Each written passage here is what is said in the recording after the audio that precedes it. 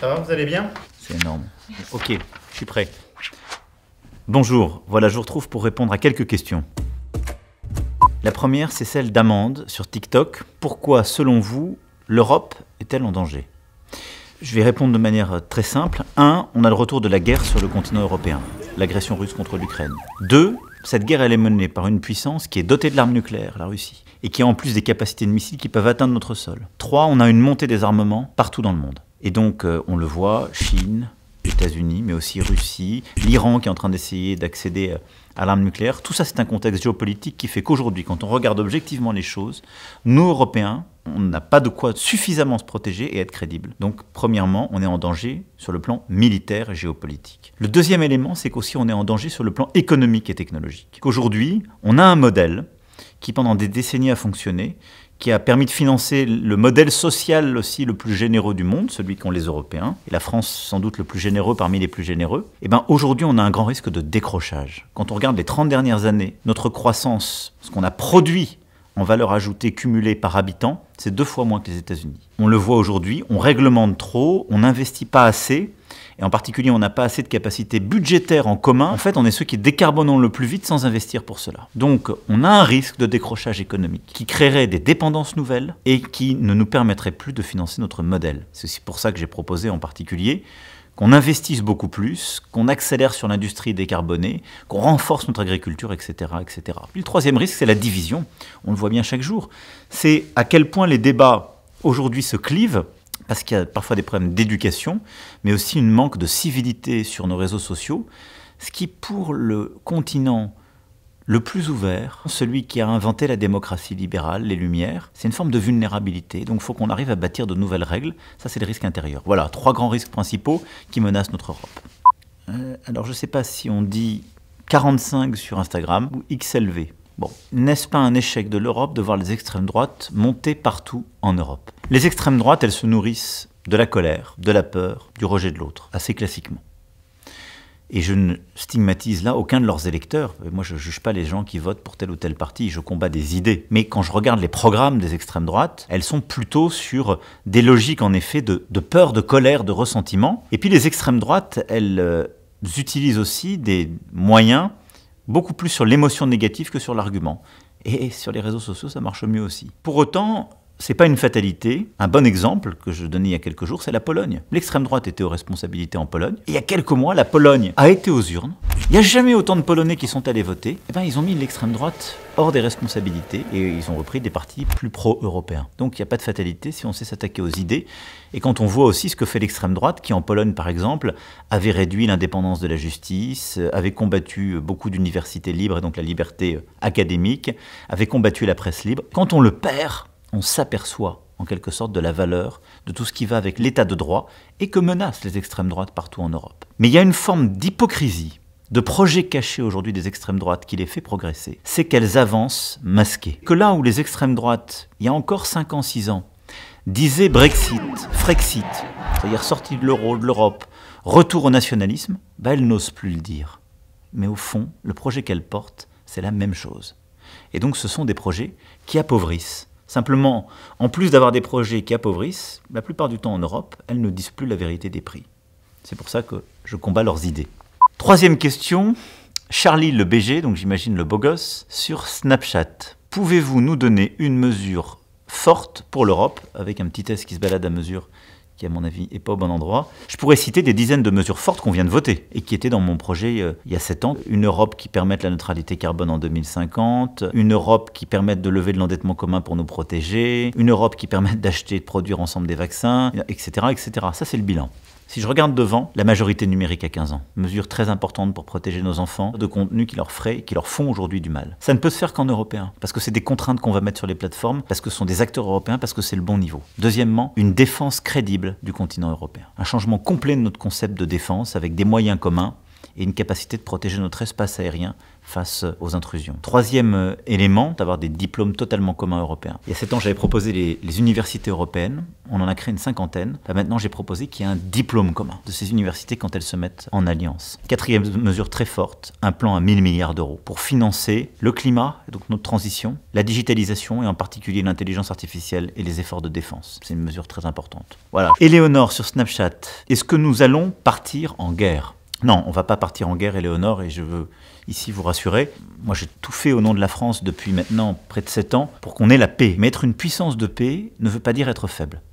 Aujourd'hui, on a un immense défi. L'Ukraine a été attaquée par la Russie. Et à un moment donné, il faut qu'on arrive à dissuader la Russie de continuer à avancer. Parce qu'en Ukraine se joue évidemment la souveraineté et l'intégrité du territoire de ce pays, mais se joue aussi l'état de droit, c'est-à-dire nos règles communes. Et si on laisse faire en Ukraine, c'est la loi du plus fort. Et on ne peut pas être en sécurité. Parce que ça se passe à 1500 km de chez nous. Parce qu'à ce moment-là, la Roumanie, la Pologne, la Lituanie et d'autres pays seront peut-être attaqués.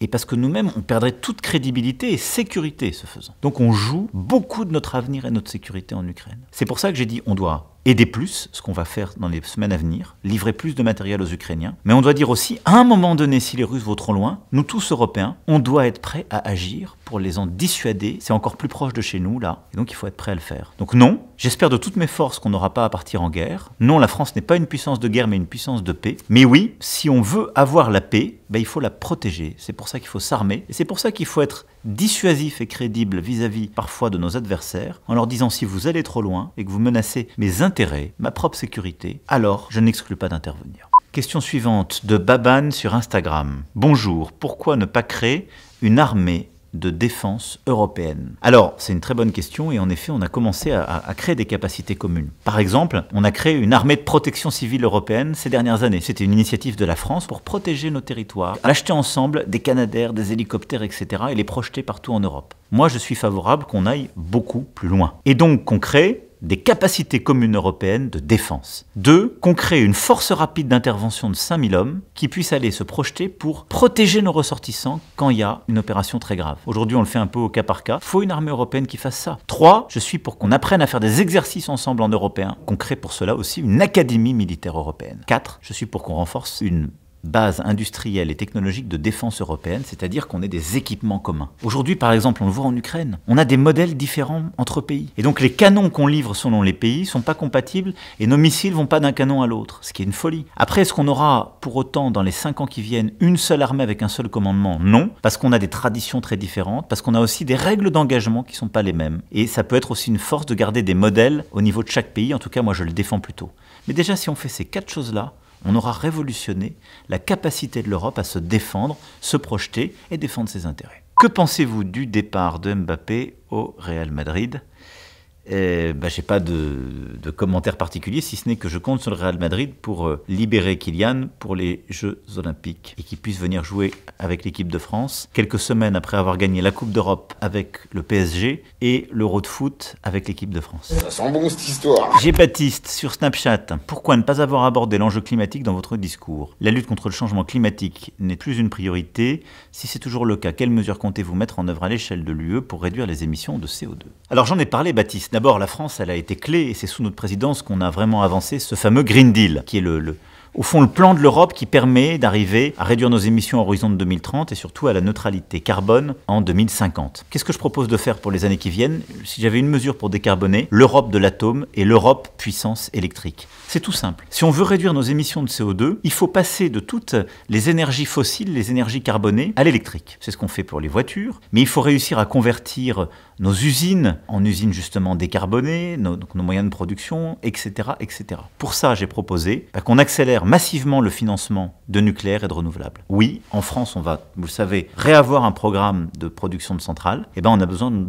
le faire dans un maximum de pays. Sinon, pour être tout simple, ça sert à rien de passer du véhicule thermique au véhicule électrique. Parce que si vous le faites, mais que quand vous branchez la prise, votre électricité elle est produite avec du charbon ou avec du gaz, le bilan n'est pas bon. On va donc devoir partout en Europe produire beaucoup plus d'électricité, en même temps qu'on électrifie les pratiques, et il faut que cette électricité, elle soit bas carbone. Puis l'autre chose, c'est qu'il faut les interconnexions électriques. C'est une petite révolution, mais c'est ce qui nous permettra de décarboner notre électricité et qu'elle soit peu chère. Parce qu'en fait, compte tenu de nos modèles, À chaque moment de l'année, on aura de la production d'électricité bas carbone. À certains endroits avec du nucléaire, mais à d'autres peut-être grâce au solaire, grâce à l'éolien en mer ou terrestre. Et donc, il faut pour ça qu'on ait des interconnexions électriques beaucoup plus performantes. Et donc, faire de l'Europe une puissance électrique, c'est produire plus de renouvelables, produire plus de nucléaire, produire plus d'interconnexions électriques pour pouvoir avoir de l'électricité plus décarbonée et moins chère. Et donc, réussir à défendre le pouvoir d'achat des Européens et des Français,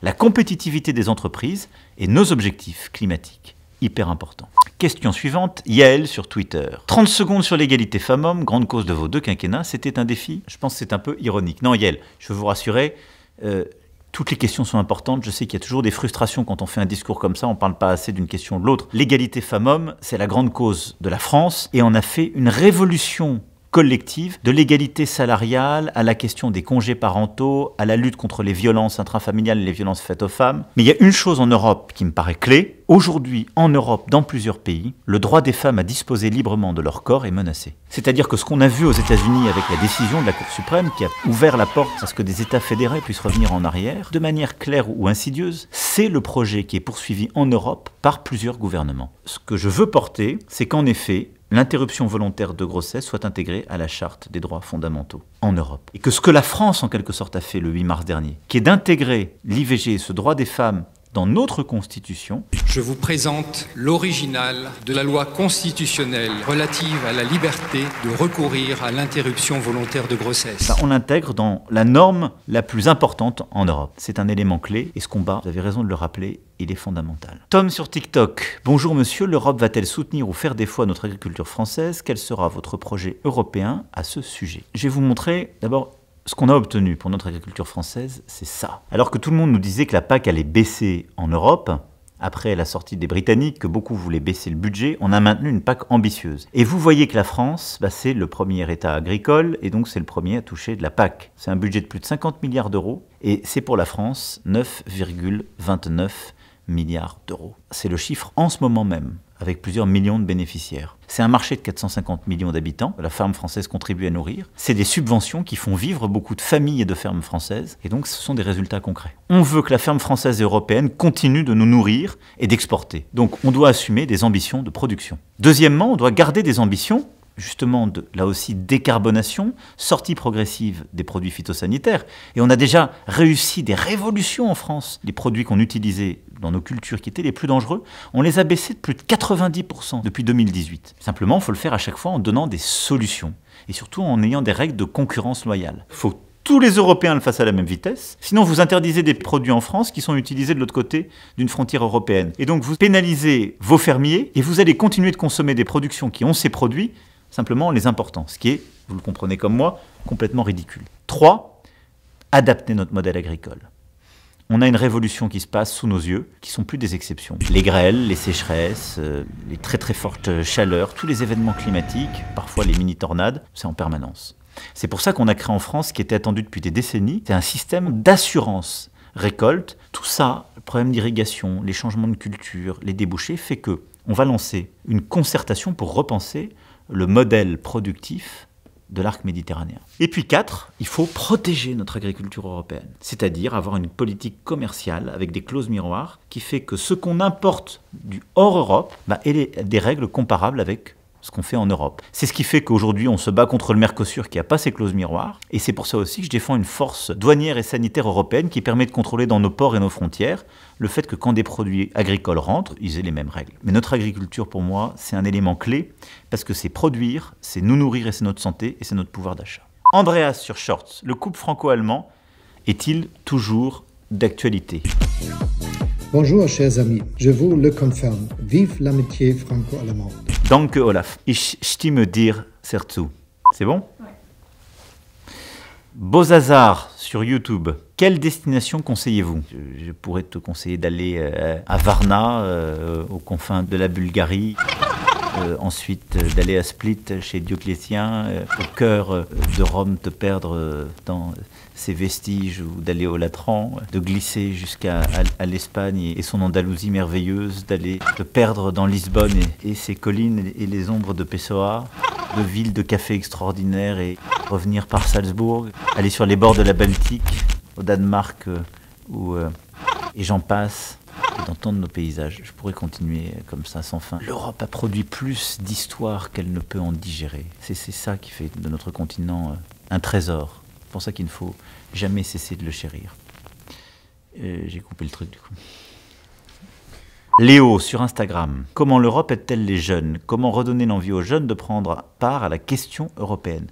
Bon, l'Europe fait plein de choses pour les jeunes. Erasmus est le plus bel exemple. Ça change la vie. On a mis en place en plus Erasmus+ pour les apprentis et j'ai proposé qu'on aille beaucoup plus loin avec un objectif de 15% d'apprentis pour 2030 qui puissent bénéficier aussi de ce programme que j'avais porté il y a 7 ans et qu'on a développé sous la mandature européenne précédente. Il y a le Passerail, le Passe-Train, auquel je crois beaucoup, qu'on veut démultiplier. On est en train de le faire en France, on s'est inspiré de nos voisins allemands, qui permet aux jeunes et qui doit permettre aux jeunes d'aller justement encore plus loin, de voyager plus simplement en Europe. Et je veux le jumeler avec aussi l'idée d'avoir partout des trains à grande vitesse entre nos capitales, ce qui n'est pas toujours le cas, ce qui est fou pour une Europe qui veut être décarbonée. Un dernier exemple qui est le Pass Culture, ce qui marche très bien en France et que je voudrais faire au niveau européen. L'Europe doit permettre aux jeunes de voyager, d'apprendre et d'apprendre en européen, c'est-à-dire dans le multilinguisme, la découverte de l'autre, la découverte et le respect de nos valeurs qui sont aujourd'hui tellement attaquées et si importantes.